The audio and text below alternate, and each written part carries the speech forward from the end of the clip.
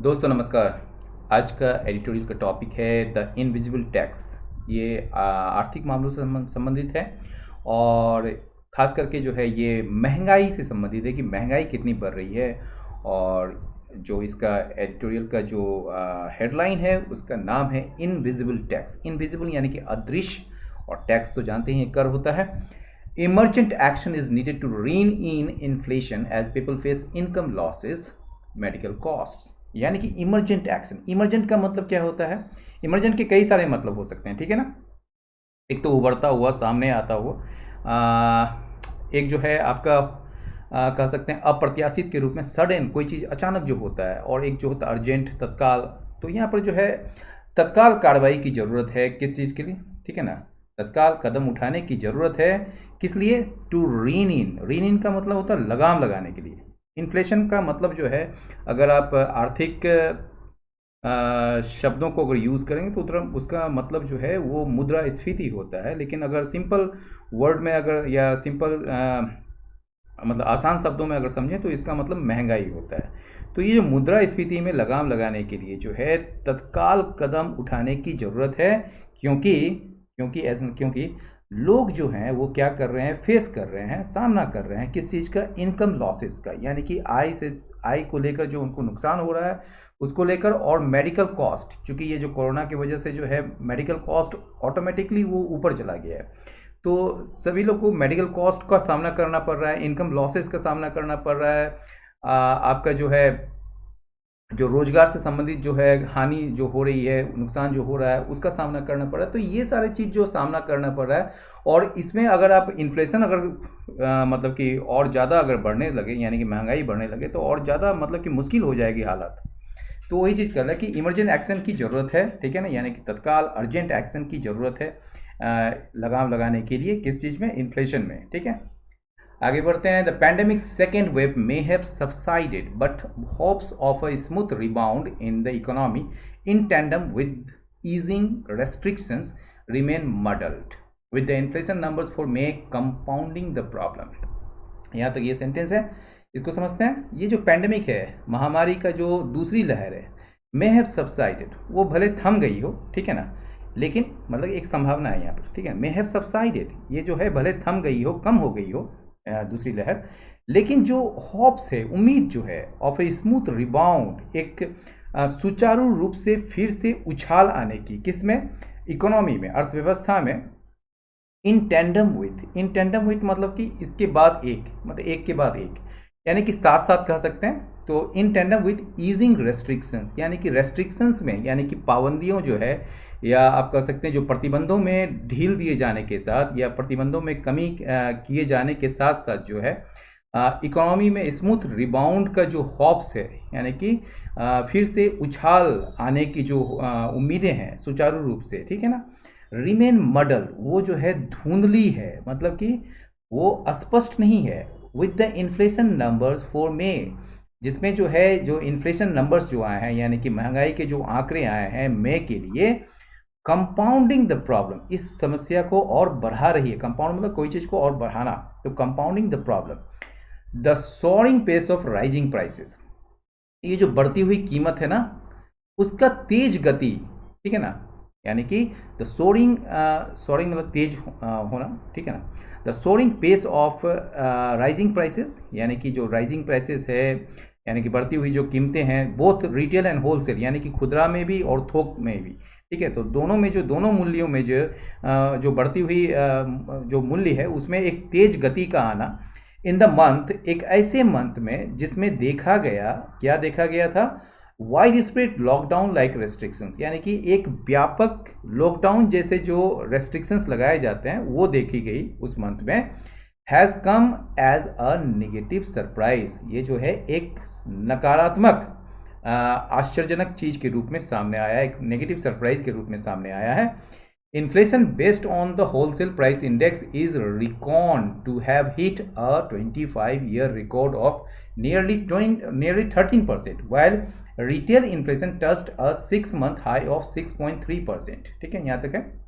कहा जा रहा है कि जो इन्फ्लेशन होता है वो आधारित किस पर है, यहाँ पर होलसेल प्राइस इंडेक्स, यानी कि थोक मूल्य सूचकांक पर आधारित जो इन्फ्लेशन है, एक कंज्यूमर प्राइस इंडेक्स पर होता है, एक होलसेल प्राइस इंडेक्स पर होता है। तो यहाँ जो होलसेल प्राइस इंडेक्स पर आधारित जो इन्फ्लेशन है वो माना जाता है, इज रिकॉर्ड मतलब कंसीडर्ड, वो माना जाता है कि इसने जो है 25 साल के रिकॉर्ड हाई को छुआ है, ठीक है ना, जो कि नियरली 13% है, यानी कि लगभग 13% के 25 साल के रिकॉर्ड को इसने छुआ है। जबकि रिटेल इन्फ्लेशन जो है, जो खुदरा महंगाई है, वो कितना छुआ है, टस्ट अ 6 मंथ हाई ऑफ 6.3%, यानी कि ये 6 महीने की सबसे ऊंचाई की स्तर जो 6.3% था उसको छुआ है। While run away fuel prices, run away का भी मतलब कई सारे हैं, मतलब कि एक तरीके से आप कह सकते हैं, एक तो रन अवे का मतलब होता है भगोड़ा, जो भागा हुआ होता है, और एक रन अवे का मतलब होता है सडन, या आप कह सकते हैं अनकंट्रोल्ड, यानी कि अनियंत्रित जो फ्यूल प्राइसेस है, जो ईंधन की कीमत जो है वो तेजी से जो भाग रही है, उसमें कोई नियंत्रण नहीं है। तो वही कह रहा है कि हालांकि जो रन अवे फ्यूल प्राइसेस है, जो अनकंट्रोल, जिसमें कोई नियंत्रण नहीं है, वो जो फ्यूल प्राइसेस है जिसमें शामिल है क्या, हाई एक्साइज ड्यूटीज, यानी कि जो उच्च उत्पाद जो आप कह सकते हैं जो कर शामिल है, मतलब कि ड्यूटीज शामिल है, और टैक्सेस शामिल है उसमें, ठीक है। ये जो रन अवे फ्यूल प्राइसेस है वो एक की फैक्टर था, की फैक्टर मतलब कि बहुत ही महत्वपूर्ण कारक था इन driving up both the inflation indices, यानी कि दोनों सूचकांक, यानी कि आप कह सकते हैं रिटेल और होलसेल दोनों का जो सूचकांक है, ठीक है ना, इंडिसेस जो है वो इंडेक्स का प्लूरल होता है, ठीक है। तो ये दोनों इन्फ्लेशन का जो इंडेक्स है, या दोनों इन्फ्लेशन का जो इंडिसेस है, उसको आगे बढ़ाने में ये एक महत्वपूर्ण कारक था। कौन, रन अवे फ्यूल प्राइसेस, यानी कि अनियंत्रित ईंधन की जो कीमतें हैं, जिसमें हाई एक्साइज ड्यूटीज भी शामिल है और टैक्सेस भी शामिल है, वो एक की फैक्टर था, एक महत्वपूर्ण कारक था इन ड्राइविंग अप, उसको आगे बढ़ाने में बोथ द इन्फ्लेशन इंडिसेस, दोनों इन्फ्लेशन इंडिसेस को। They were not the only ones at work, लेकिन ये जो थे, ये दोनों जो थे इंडिसेस में जो तेजी आई थी, वो जो है मतलब सॉरी, दे जो है, मतलब कि यहाँ फ्यूल प्राइसेस की बात हो रही है, रन अवे फ्यूल प्राइसेस की बात हो रही है, तो दे वर नॉट द ओनली, केवल यही जो है वो एकमात्र इस खेल में शामिल नहीं था, और भी कई सारे कारक थे, ठीक है। Retail inflation in food hit a 6 month high of 5%, कहा जा रहा है खाद्य पदार्थों में जो रिटेल इन्फ्लेशन है, यानी कि खुदरा महंगाई जो है, उसने जो है कितना प्रतिशत छुआ, मतलब कि 6 मंथ हाई, 6 महीने की उच्च स्तर 5% को छू लिया, जो कि अप्रैल में मात्र कितना था, 2% था, बेयरली, बमुश्किल 2% था अप्रैल में। वहाँ से जो है इसने क्या किया, 6 महीने के हाई जो लेवल है 5%, उसको छू लिया विथ पल्सेस एंड एग्स, जिसमें जो पल्सेस हैं, जो दाल वगैरह हैं, और जो एग्स हैं, अंडे जो हैं, वो क्या, as well as edible oil, और साथ ही साथ जो एडिबल ऑयल्स, खाद्य तेल जो हैं, लीडिंग द सर्च, वो सबसे इस उछाल में सबसे आगे रहा। मतलब कि ये जो जितने, एक तो आपने देखा कि पहले अप्रैल में 2% था बमुश्किल वो महंगाई, लेकिन ये जो है अब जो है रिटेल इन्फ्लेशन जो है फूड, वो 6 मंथ हाई को जो छू लिया है, ठीक है, मई में, जिसमें पल्सेस और एग्स और एडिबल ऑयल्स जो है वो लीडिंग द सर्च, वो सबसे आगे है, मतलब कि महंगाई में, ठीक है ना, उसमें सबसे ज़्यादा बढ़ोतरी हुई है, ठीक है, उसकी कीमतों में। फ्यूल एंड लाइट इन्फ्लेशन क्या होता है, फ्यूल मतलब ईंधन, और लाइट मतलब इलेक्ट्रिसिटी वगैरह जो होता है। तो इसमें जो महंगाई आई है, ये कितना हिट किया है इसने, 11.6% को छुआ है, जो कि हाईएस्ट है इन ओवर 9 ईयर्स, 9 साल में सबसे ऊंचा दर है ये। एंड नो रिस्पाइट, और कोई भी राहत नहीं है सामने, इन साइट ऑन दिस फ्रंट, इस मोर्चे पर कोई भी राहत भी नहीं है, कोई भी राहत नहीं है, क्योंकि पंप प्राइसेस फॉर पेट्रोल जो है, यानी कि पेट्रोल पंप में जो जाते हैं वहाँ पर जो प्राइसेस होती है पेट्रोल का, तो वो जो पंप प्राइसेस कहा जाता है, तो पंप प्राइसेस पेट्रोल का जो है ना, वो कितना चला गया है, रेस्ट पास्ट 100 रुपीज़, यानी कि अ लीटर, यानी कि उस पेट्रोल की जो कीमत है वो 100 रुपया प्रति लीटर से मतलब कि आगे हो गया है, मतलब कि उससे ऊपर हो गया है, ठीक है। In even more parts of the country this month, इस महीने के मतलब कि इस महीने में देश के अधिकांश या देश के ज़्यादातर हिस्सों में। Diesel has also cross the century mark in Rajasthan Sriganganagar. Diesel जो है वो भी जो है पार कर चुका है सेंचुरी मार्क, यानी कि 100 के पार कर चुका है, ठीक है ना। 100 का जो मार्क है उसके पार चला गया है। कहाँ पर? राजस्थान के श्रीगंगानगर में, जहाँ पर फ्रेट कॉस्ट जो है यानी कि माल ढुलाई का जो लागत है, add up on top of state and central taxes, वो जो है जो स्टेट और सेंट्रल टैक्सेस होते हैं उसमें वो और ज़्यादा है। मतलब कि कह सकते हैं कि ये जो है एडअप का मतलब होता है टू ग्रेजुअली इंक्रीज, ठीक है ना। तो जहाँ पर जो है फ्रेट कॉस्ट जो है यानी कि माल ढुलाई की जो लागत है ना वो और ज़्यादा बढ़ जाता है, और ये बढ़ के जो है ना ये शीर्ष पर पहुँच जाता है। स्टेट और सेंट्रल टैक्स, जितना भी स्टेट टैक्स होगा या सेंट्रल टैक्स है उससे कहीं ज़्यादा इसका कॉस्ट आ जाता है, फ्रेट कॉस्ट, ठीक है। Even if one were to discount food and fuel prices, यहाँ डिस्काउंट का मतलब छूट देना नहीं है, ठीक है ना। जो हम लोग डिस्काउंट लेते हैं किसी भी दुकान में जाके, वो डिस्काउंट नहीं है। यहाँ डिस्काउंट का मतलब है कि नॉट वर्थ कंसिडरिंग, ठीक है ना।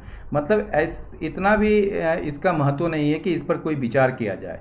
यानी कि even if one were to discount food and fuel prices, मतलब कि यदि आप अगर इसे मतलब कि फूड और फ्यूल प्राइसेस को छोड़ भी दें, मतलब उसको कोई काउंट नहीं करें आप, ठीक है ना। यानी कि खाद्य और जो ईंधन की जो कीमतें हैं उसको अगर उस पर कोई विचार ना भी करें आप, तो कोर इन्फ्लेशन जो है यानी कि जो कोर इन्फ्लेशन जो कोर मतलब कि इन्फ्लेशन जो है वो क्या हो गया है, वो पार कर गया है 6% मार्क। मतलब जो 6% का मार्क है, जो चिन्ह है, उसके आगे चला गया है फॉर द फर्स्ट टाइम, पहली बार इन 31 मंथ्स यानी कि 31 महीनों में, एंड इज एस्टिमेटेड एट 6.6, और इसका अनुमान जो लगाया गया है वो 6.6% लगाया गया है। अब आगे देखते हैं। Reacting to the April retail inflation print of 4.3% after averaging a steep 6.2% through 2020-21, the RBI governor had remarked earlier this month that it brought some relief and elbow room for sticking with growth supportive policy, ठीक है ना। तो आपने देखा कि यहाँ पर जो शुरुआत हो रहा है प्रेजेंट पार्टिसिपल से शुरू हो रहा है। रिएक्ट कौन कर रहा है? रिएक्ट कर रहे हैं आपके आरबीआई के गवर्नर। तो प्रतिक्रिया देते हुए किस चीज़ पर? अप्रैल का रिटेल इन्फ्लेशन जो था वो कितना था? 4.3% था। यानी कि रिटेल इन्फ्लेशन जो प्रिंट, मतलब आंकड़े कह सकते हैं यहाँ पर, तो रिटेल इन्फ्लेशन प्रिंट जो 4.3% का था अप्रैल में, उस पर प्रतिक्रिया देते हुए वो किसके बाद? आफ्टर एवरेजिंग स्टीप 6.2% थ्रू 2021, यानी कि 2021 के समय, मतलब 2020-2021 के दौरान, थ्रू मतलब दौरान या में कह सकते हैं। तो 2020 में 2020-21 में या 2020-21 के दौरान जो है एक तीव्र स्टीप, मतलब एक खरी मतलब नहीं होता एकदम खड़ा एकदम, तो एक स्टीप मतलब तीव्र जो 6.2% का जो था, मतलब 6.2% का जो था ये एवरेज आपका महंगाई दर, तो वो जो महंगाई दर के बाद जो है ये अप्रैल में जो 4.3% जो आया रिटेल इन्फ्लेशन अप्रैल में, उस पर प्रतिक्रिया देते हुए आरबीआई गवर्नर ने टिप्पणी दी थी अर्लियर दिस मंथ, इस महीने के शुरुआत में, दैट इट मतलब कि अप्रैल इन्फ्लेशन जो है, ये जो आंकड़े हैं वो जो है ब्रॉड सम रिलीफ, कुछ जो है राहत लाया है। एंड एल्बो रूम का मतलब होता है एक स्पेस, स्पेस के सेंस के मतलब है कि फ्रीडम दिया है उसको, ठीक है ना, कि वो इस पर काम कर सके। तो इसने जो है एक कुछ रिलीफ लाया है, कुछ राहत लाया है, कुछ फ्रीडम लाया है इसके लिए, ठीक है ना। For sticking with growth supportive policy, यानी कि विकास को सपोर्ट करने वाली जो पॉलिसी है, विकास को समर्थन करने वाली जो नीति है, उसके साथ बने रहने के लिए, ठीक है। एक इसने जो है 4.3% में जब आया था तो इसने जो है एक कुछ राहत मिली है उससे, और एक फ्रीडम मिली है उसको, ठीक है। इफ़ एनीथिंग, जो कुछ भी हो, ठीक है ना, या जो कुछ भी है, मई का जो इन्फ्लेशन प्रिंट्स है, यानी कि मई का जो इन्फ्लेशन आंकड़े हैं, लिव नो सच रूम, ये किस no such room for manoeuvre, ये रूम फॉर मैन्यूवर जो है एक ईडियम से, इसका मतलब होता है आपको एक अपॉर्चुनिटी, एक अवसर प्रदान करता है किसी चीज़ को मैनेज करने को, किसी चीज़ को डील करने को। ठीक है, तो मई का इन्फ्लेशन जो है ना, के जो आंकड़े हैं ना, वो इस प्रकार के कोई भी अवसर नहीं देता है आपको मैनेज करने के लिए, या कोई भी आप इससे निपटने के लिए, मैनेवर करने के लिए। Though the bank's monetary policy committee may not switch away from its dovish policy, हालांकि देखिए यहाँ दो से शुरू हो रहा है, ये कंजंक्शन है। ये जो बैंक का मॉनेटरी पॉलिसी कमिटी जो है, यानी कि मौद्रिक नीति की जो समिति है, वो मतलब कि दूर नहीं जा सकता है, स्विच ओवर नहीं कर सकता है, या स्विच अवे नहीं कर सकता है, भाग नहीं सकता है फ्रॉम इट्स डॉविस पॉलिसी। डॉविस मतलब कि नरम जो पॉलिसी अपनाई हुई है, जिसमें जो है इंटरेस्ट रेट को कम करना जो है वो डॉविस पॉलिसी होता है, और इंटरेस्ट रेट अगर बढ़ा देंगे तो वो हॉकिस पॉलिसी हो जाएगा। ठीक है, तो ये जो स्विच अवे नहीं कर सकती है अपनी डॉविस पॉलिसी से, तो no further easing of interest rates can be expected at this price levels.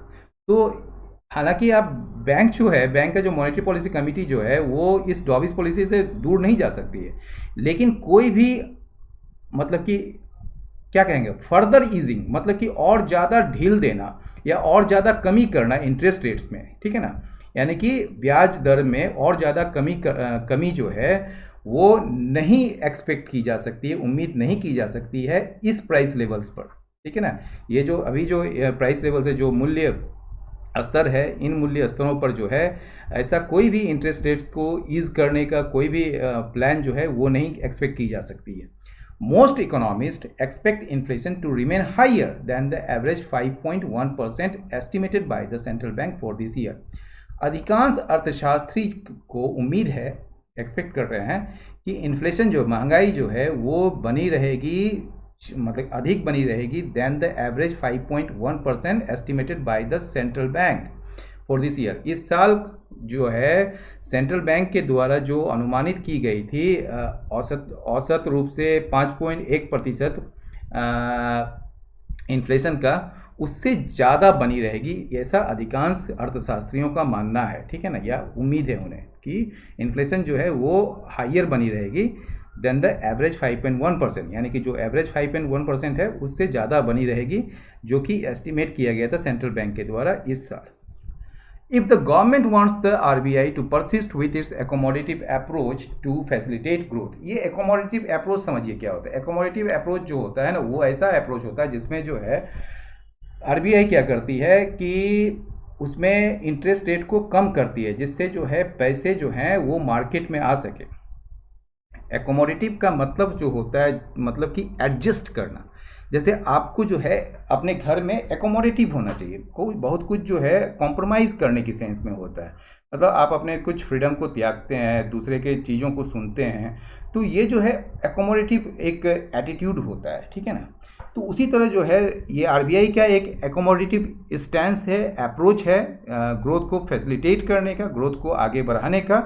तो ये जो गवर्नमेंट अगर चाहती है कि आरबीआई जो है वो बनी रहे अपने एकोमोडेटिव अप्रोच के साथ, ताकि ग्रोथ को आगे बढ़ाया जा सके या ग्रोथ को और ज़्यादा मतलब कि लाया जा सके, इट मस्ट टेक, तो गवर्नमेंट को जो है कुछ कदम उठाने पड़ेंगे ऑफ इट्स ओन, अपने में, ताकि प्राइस राइज को रोका जा सके, यानी कि जो मूल्य वृद्धि को रोकने के लिए कुछ कदम उसको उठाने पड़ेंगे, जिसमें शामिल है मीनिंगफुल कट्स, यानी कि सार्थक एक कटौती होगी इन फ्यूल टैक्सेस। ठीक है ना, जिसमें शामिल क्या है, फ्यूल टैक्सेस में, यानी कि जो ईंधन को लेकर जो कर दिया जाता है उसमें एक सार्थक कमी की जरूरत शामिल है, जिसको जो है या जिसे जो है आरबीआई गवर्नर जो है वो एडवोकेट करते रहे हैं, यानी कि समर्थन करते रहे हैं, एक तरीके से वकालत करते रहे हैं फरवरी से ही।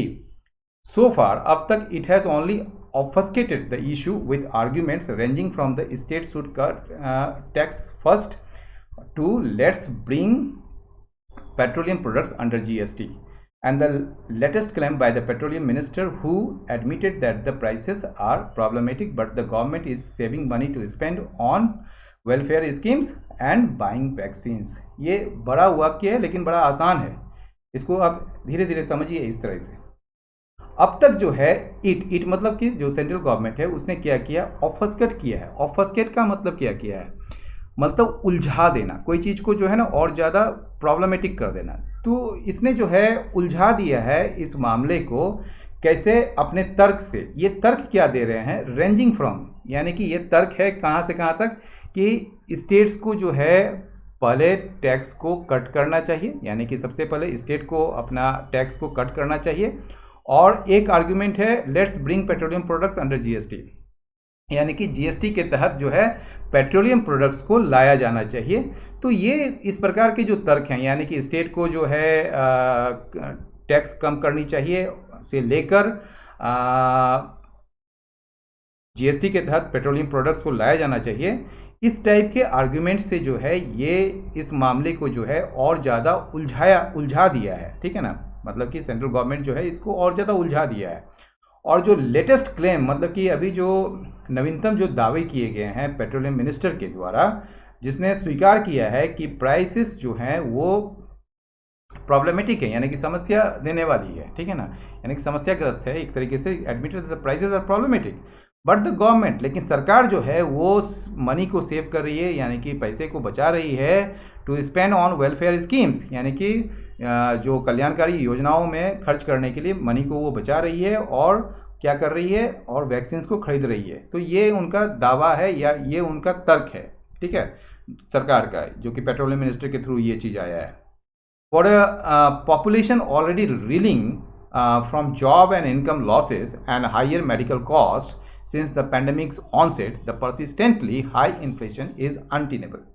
यानी कि एक ऐसी आबादी के लिए जो पहले से ही जूझ रही है जॉब एंड इनकम लॉसेस से, यानी कि रोजगार और आय के नुकसान से, और हायर मेडिकल कॉस्ट से, और उच्च मतलब कि जो चिकित्सकीय जो लागत आ रही है उससे जूझ रही है। कब से, सिंस द पैंडेमिक्स ऑनसेट, जब से महामारी आई है तब से। ये जो परसिस्टेंटली मतलब लगातार हाई इन्फ्लेशन जो है, यानी कि उस आबादी के लिए जो ये लगातार हाई इन्फ्लेशन जो है, ठीक है ना, उच्च जो महंगाई है वो अनटेनेबल है, मतलब ये बिल्कुल जारी नहीं रखा जा सकता, ये सपोर्ट नहीं किया जा सकता, ये डिफेंसिबल नहीं है, ठीक है ना। तो ये अनटेनेबल है।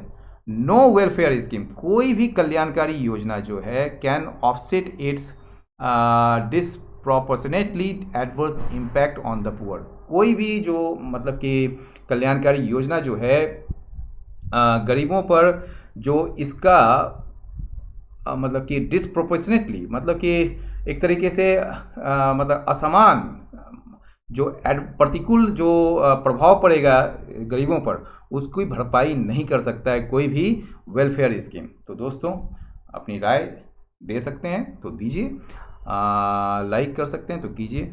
बहुत बहुत धन्यवाद, नमस्कार।